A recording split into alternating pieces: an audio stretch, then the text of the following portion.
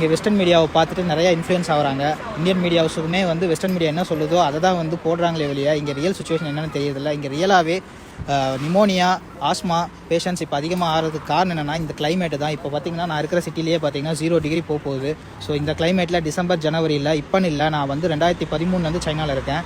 எப்பயுமே டிசம்பர் ஜனவரி பிப்ரவரி மந்தில் நிமோனியா வந்து கொஞ்சம் அதிகமாக தான் இருக்கும். அதே மாதிரி இன்ஃப்ளூயன்ஸான்னு சொல்கிறது, ஃப்ளூ, இது எல்லாமே நார்மலாகவே அதிகமாகும் டியூ டு கிளைமேட் சேஞ்சஸ் தான். இதை வந்து மற்றபடி இவங்க சொல்கிற மாதிரி புது வைரஸ் இருக்குது, திரும்ப பேண்டமிக்கா, லாக்டவுனா, சைனா ஃபுல்லாக லாக்டவுனு, எமர்ஜென்சி அனௌன்ஸ் பண்ணாங்க. இங்கே இருக்கிற மக்கள்லாம் ரொம்ப கஷ்டப்படுறாங்க, சைனா அரசாங்கம் மறைக்குதுங்கிற மாதிரி எந்த ஒரு சுச்சுவேஷனும் கிடையாது. நீங்கள் உண்மையான கல நிலவரத்தை பாருங்கள். இந்த யூடியூப்பில் உட்காந்துட்டு தமிழில் இந்த சைனா வந்திருக்கவும் மாட்டாங்க, வந்து பார்த்துருக்கவும் மாட்டாங்க. அதே மாதிரி இங்கே என்ன நடக்குதுன்னு தெரிஞ்சிருக்காது, சும்மா அடிச்சுடுறது இஷ்டத்துக்கு. ஏன் இப்படி பண்ணுறீங்கன்னு தெரியல. ஏன்னா நீங்கள் சொல்கிறத தான் அங்கே இருக்கிற மக்கள் நம்புகிறாங்க. அங்கே இருக்கிற எங்களோட குடும்பங்கள் ஆகட்டும், இங்கே தமிழ் மாணவர்கள், இந்திய மாணவர்கள் படிக்க வந்தவங்களாகட்டும், எல்லாருமே வந்து அவங்க ஃபேமிலியில் பயப்படுறாங்க.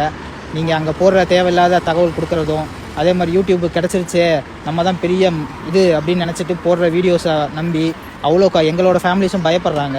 இங்கே ரியல் சுச்சுவேஷன் பேடாக இருந்துச்சுன்னா நாங்களே வந்து பேடாக இருக்குன்னு நாங்களே ரிப்போர்ட் பண்ண போகிறோம். நான் இத்தனைக்கும் ஒரு மெடிக்கல் ப்ரொஃபஷன், நான் இங்கே தான் வேலை செய்கிறேன். எனக்கே வந்து பயத்தை உருவாக்குறாங்க. ஏன் இப்படி பண்ணுறீங்கன்னு தான் தெரியல.